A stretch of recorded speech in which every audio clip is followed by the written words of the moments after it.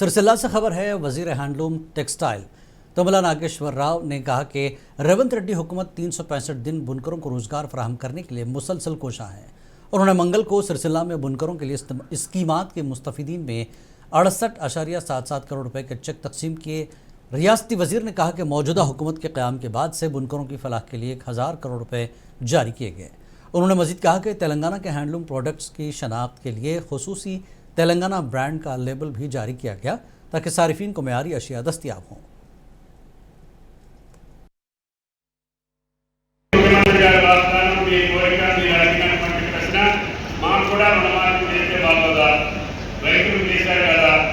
భారతదేశంలో ఎవరూ చేయనటువంటి పని రేవంత్ రెడ్డి గారు ఒక 9 రోజుల్లోనే 9,000 కోట్లు వేశారు। మరి మీ గౌరవాన్ని, మీ మర్యాదని, మీ సంస్కృతిని, మీ సంప్రదాయాన్ని కాపాడే మా చేనేత కార్మికులు అప్పుడు కూడా మీరు తీర్చడానికి చెప్పి ముఖ్యమంత్రిని అడిగితే ఆయన గారు కూడా పెద్ద మనసుతోటి అమ్మా మీరు కూడా అందరూ తయారు చేయండి, అది ఇచ్చినటువంటి ప్రభుత్వానికి ఎంతమందికి ఎన్ని కోట్లు అప్పుంటే అప్పు చేసే బాధ్యత ఈ ప్రభుత్వం చేసే